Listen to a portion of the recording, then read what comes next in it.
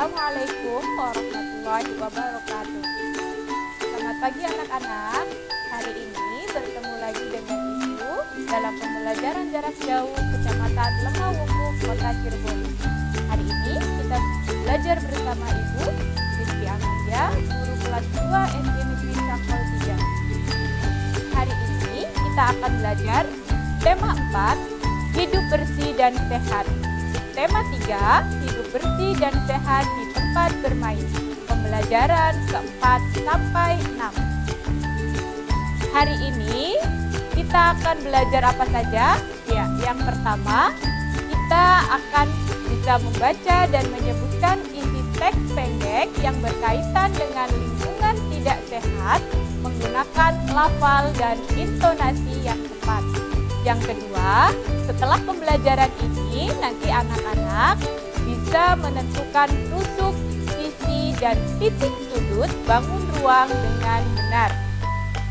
Yang ketiga, setelah pembelajaran ini anak-anak akan dapat menyebutkan sikap agar terwujud persatuan dan manfaat hidup bersatu dalam keberagaman di tempat bermain sekitar rumah dengan benar. Sebelum memulai pembelajaran hari ini, silahkan anak-anak siapkan dulu alat tulisnya. Nanti untuk menulis hal-hal penting yang ada dalam pembelajaran hari ini. Ya, kita perhatikan dulu. Ini di sini kejadian ya, peristiwa di lampu merah yang ini di jalan raya. Di jalan raya ini banyak sekali kendaraan bermotor dari mulai angkutan umum, kemudian mobil pribadi dan sepeda motor. Nah, sesuai dengan gambar ini, mari kita baca teks bacaan berikut ini. Asap menyebabkan polusi udara. Hiruk-pikuk kendaraan di jalan raya layak diperhatikan. Banyak kendaraan yang tidak ramah lingkungan. Banyak kendaraan yang mengeluarkan bunyi klakson terlalu kuat. Yang terlalu kuat mengganggu alat pendengaran. Beberapa kendaraan juga mengeluarkan asap terlalu banyak. Asap menimbulkan polusi udara. Polusi udara tidak baik untuk kesehatan.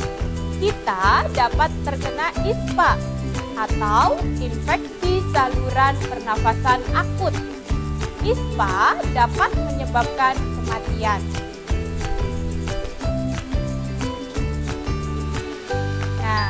Dari peristiwa tadi, di jalan raya banyak terdapat kendaraan umum. Nah, ini salah satu kendaraan umum yaitu kereta api. Ini bagian belakang kereta api. Lokomotif kereta api, perhatikan ya anak-anak. Ini berbentuk bangun ruang. Nah, bangun ruang apa ini namanya? Kita perhatikan selanjutnya. Nah, ini juga sering anak-anak mainkan. Nah, namanya plastisin. Ya. Nah, plastisin ini juga kalau kita ambil salah satu, ini juga berbentuk bangun ruang. Bangun ruang apa namanya? Iya, dari bagian belakang lokomotif kereta api kita sebut dengan bangun ruang kubus. Iya. Kalau plastisin ini kita sebut dengan balok. Iya, betul sekali. Nah, dari kubus dan juga balok, kita akan berkenalan dengan masing-masing bagiannya. Ada yang dinamakan dengan sisi, ada juga yang dinamakan dengan rusuk, dan ada yang dinamakan dengan titik sudut. Apa itu sisi, apa itu rusuk, dan apa itu titik sudut? Iya, sisi yaitu bidang yang membatasi bangun ruang. Rusuk yaitu pertemuan dua sisi yang berupa ruas garis, dan titik sudut itu sendiri yaitu titik pertemuan tiga buah rusuk atau lebih. Nah, ini dari kubus dan juga balok mempunyai bagian-bagian sisi, rusuk, dan juga titik sudut. Ya, nah biasanya anak-anak suka bermain nih. Sebelum bermain, biasanya anak-anak berkumpul dulu nih dengan teman-temannya ya. Nah, perhatikan percakapan pada layar. Nah, ini bermain, mari kita bersihkan dulu tempat ini. Iya, setuju, daun-daun ini harus kita bersihkan. Nah, ini ada salah satu teman yang menyebutkan, iya, ayo, setuju. Nah, sampah-sampah dedaunan ini harus kita kumpulkan karena bisa diolah menjadi pupuk kompos. Iya, jadi pupuk kompos ini pupuk yang berasal dari sampah dedaunan. Nah, nanti lama-kelamaan dedaunan ini akan membusuk. Nah, ini yang dinamakan dengan pupuk kompos. Ya. Nah, ketika kita akan bermain, kita juga harus memperhatikan kondisi lingkungannya. Apakah itu lingkungannya bersih atau tidak. Nah, kita perhatikan dan kita ikuti bacaan pada teks berikut ini. Kesehatan dan keselamatan ketika bermain perlu diperhatikan. Ya, kebersihan lingkungan wajib diperhatikan sebelum bermain. Jika ada sampah dan kotoran hewan harus dibersihkan terlebih dahulu. Kotoran hewan jika terinjak dapat membuat kaki gatal. Kaki yang gatal akan membuat kegiatan terganggu. Keselamatan dalam bermain juga harus diperhatikan. Jika ada benda tumpul atau benda tajam harus disingkirkan. Misalnya, duri atau potongan kayu yang tajam. Duri dan potongan kayu yang tajam dapat melukai kaki. Kegiatan bermain pun akan terganggu. Oleh sebab itu, kesehatan dan keselamatan bermain harus diperhatikan. Nah, iya. Ingat ya, ketika kita akan bermain, kita juga butuh yang namanya kerjasama. Apa sih kerjasama itu? Bagaimana? Kerjasama yang baik itu merupakan wujud dari persatuan. Sikap yang harus dimiliki supaya terwujud persatuan dalam bermain diantaranya, yaitu pertama dengan menjaga kekompakan tim. Kemudian yang kedua, tidak membeda-bedakan teman. Dan yang ketiga, jujur dalam bermain.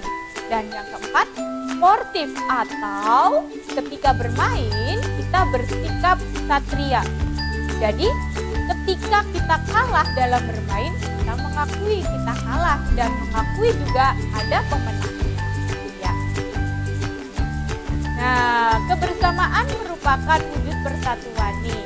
Apa sih manfaatnya kita harus bersatu ketika bermain? Pertama, ketika kita bersatu dalam bermain,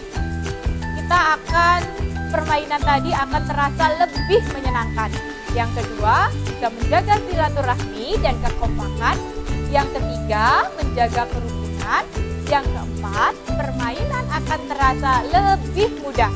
Dan yang kelima, akan menambah semangat kita. Tapi sebaliknya, coba bagaimana akibatnya jika dalam permainan tadi ya tidak bersatu? Apa akibatnya? Nah, jika tidak bersatu akibatnya terjadi perselisihan, kalah dalam permainan. Yang ketiga, hilangnya kekompakan. Yang keempat, terjadi perkelahian. Dan yang kelima, ada perasaan tidak nyaman. Ya.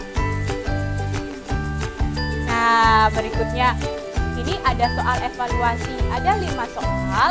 Nanti anak-anak catat, kemudian kerjakan di buku tulis. Nah, nanti setelah dikerjakan, dikumpulkan ke Bapak Ibu guru di sekolahnya masing-masing. Ya, kita perhatikan ya dari soal yang pertama. Dalam bermain, jika saling bersatu, maka permainan akan terasa titik-titik. Tadi bagaimana kalau kita bersatu? Permainan akan terasa lebih apa ya? Yang kedua, jika dalam bermain tidak saling bersatu, maka akan terjadi titik-titik. Kalau tidak saling bersatu akan terjadi apa? Ya, yang ketiga, pupuk campuran dari daun dan kotoran hewan yang telah membusuk disebut titik-titik. Tadi apa? Yang dari dedaunan kering, kemudian ada campuran kotoran hewan. Nah, namanya apa? Pupuk titik-titik. Yang keempat, asap kendaraan bermotor di jalan raya dapat menimbulkan titik-titik udara. Apa tuh tadi? Di jalan raya kan banyak kendaraan bermotor, kemudian menghasilkan asap. Nah, asapnya itu bisa menimbulkan apa? Ya. Nah, yang kelima, balok terdiri dari titik-titik tusuk, titik-titik sisi, dan titik-titik sudut. Titik sudut. Iya. Nah, nanti soal evaluasi ini anak-anak kerjakan dan hasilnya diserahkan ke Bapak Ibu di sekolahnya masing-masing. Iya. Nah, ini kita sampai ke kesimpulan. Dari pembelajaran hari ini, tadi kita sudah belajar yang pertama, asap dapat menimbulkan polusi udara. Polusi udara tidak baik untuk kesehatan. Kesehatan dan keselamatan harus selalu kita perhatikan supaya semua kegiatan kita tidak terganggu. Yang kedua, kebersamaan merupakan wujud dari persatuan.